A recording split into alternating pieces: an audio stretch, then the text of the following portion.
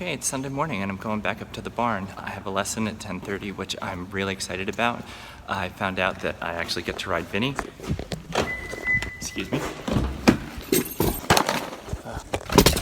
Ooh.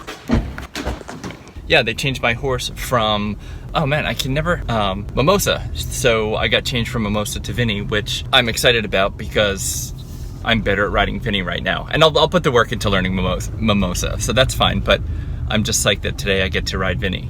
The other thing that was cool is the woman I met yesterday, she texted me this morning and asked if I wanted to try a saddle today because she needed some broken in. So I'm gonna meet up with her and try a saddle and I don't know, just meet up with her, which is kind of neat. So those are the things I'm excited about. I'm excited to ride, I'm excited to see her and ride Vinny and try a new saddle. So four things at once to be excited about. That's good. That's a good start to a Sunday. Let's hope the day continues similarly.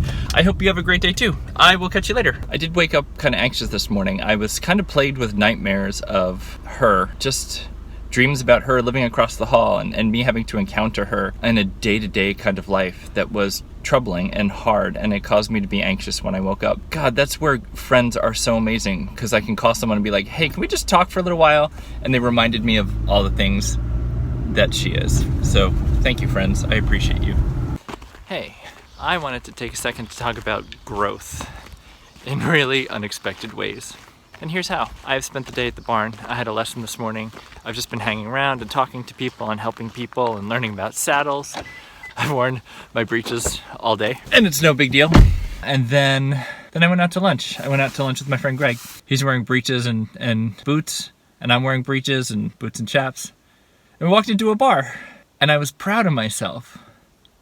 And not only, I wasn't alone, but I was proud to be part of a group, regardless of how I was dressed. But I went into a place, nobody else was dressed like that, and it was like, this is just what it is. And I know that sounds dumb, but you've been through the process of me getting used to this thing. It was big, and it was just like something I was so neurotic about a couple weeks ago has now become matter of fact, and I feel good about, and I'm proud of what it represents. And that's growth, right? The next time I go to a wedding, I'm just gonna try and dance because that's another thing I'm neurotic about that really just doesn't matter. But today, I turned something that made me neurotic into something I was really proud of, and that felt really empowering. And that was great. A little bit of a small victory. Other things that were really interesting today.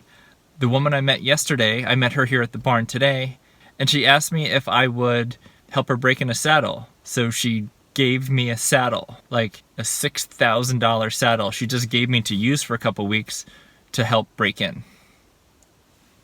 Like, oh, what a weird world. So that's interesting. So now in the back of the car, I've got this sweet carbon fiber saddle to use. And now I'm afraid that the car will get broken into. Like, it's just so bizarre, but cool. Yeah. I also got to meet her cockatoo, who was very, very cute. The umbrella cockatoos have the black beak, which, I mean, I've always been really partial to, but the Goffin cockatoo has almost a white beak. It is really, really pretty. But I need to follow up with her and thank her for the opportunity to use that saddle and stuff like that. It was a really good day. I felt part of things. My friends who were doing the clinic up here, they invited me to have lunch with them, so I sort of had extra lunch. But it was nice. People were talking about travel, and it was just nice to be part of people. My lesson was good. We just had some poles on the ground and I worked on that over and over again, but it's still that just repeated skill building process of 2 poles, try and get in between the poles in 5 strides or in 4 strides or in 6 strides, and learning those little bits of control or what speed feels like, or learning to gauge distances. It's all new and it's all a unique challenge. So that was great. All in all, a good day. Like, I feel good. The little dog will be going home today, so I think that'll be bittersweet. Like, I'm happy he'll go back to his place and I'll have a little bit of a break, but I think there will be a noticeable change in the energy in my house because the corgi's not a high energy dog any longer. So it'll be interesting. All right, I'm gonna drive home. Have a great afternoon. I will see you later. I'm out for a quick run because I didn't like how I'd been eating today, basically. Feels good, I'm 2 miles in. Pace is good, I'm a little below a 9-minute mile. 2 miles at that's not bad. It's not 13 miles at that, but I'll work on that in the next few weeks before the Rock and Roll Half Marathon. The little dog went away. It was, as predicted, kind of bittersweet. The house felt much more quiet, and when I got up from dropping him off, all of Winnie's food was still in her bowl. Like, she no longer felt competitive to eat while he was there. So, poor little thing.